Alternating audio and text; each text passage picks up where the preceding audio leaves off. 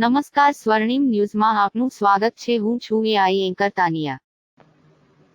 ડભોઈ તાલુકાના કુકળ વસાહતમાં ખુલ્લી જગ્યામાં પશુઓના ખાવા માટે 3000 ઉપરાંત ઘાસની ઘાસડીઓ મૂકેલ હોય બપોરના સમયે ઉનાળો શરૂ થતાની સાથે અચાનક આ ઘાસચારાની ઘાસડીઓમાં આગ ભભૂકી ઉઠવાની ઘટનાને પગલે સ્થાનિક રહીશોમાં ભારે અફરાતફરી સર્જાઈ હતી.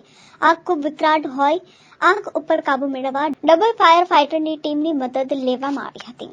ડભોઈ કુકળ વસાહતમાં ઈશ્વરભાઈ ગીમજીભાઈ રાઠવા નામના ખેડૂત દ્વારા ખેતરમાંથી નીકળેલી ઘાસનું 3000 ઉપરાંત ઘાસડીઓ ખુલ્લી જગ્યામાં મૂકી રાખી હતી. પશુઓને ખવડાવવામાં ઉપયોગી આ ઘાસડીઓમાં અચાનક આગ ભભૂકી ઉઠતા આસપાસના રહીશોમાં ભારે અફરાતફરી સર્જાઈ હતી. આગ પર કાબુ મેળવવા સ્થાનિકો દ્વારા ડોલ વડે પાણીનો મારો ચલાવવામાં આવ્યો હતો, પણ આગ ખૂબ વિકરાળ હોવાથી ડભોઈ નગરપાલિકા ફાયર ફાઈટરની ટીમની મદદ લેવામાં આવી હતી.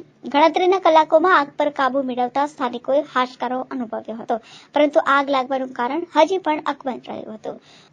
જોકે સમગ્ર ઘટનાની જાણ થતાં ડભોઈ પોલીસ પણ ઘટના સ્થળે દોડી આવી હતી.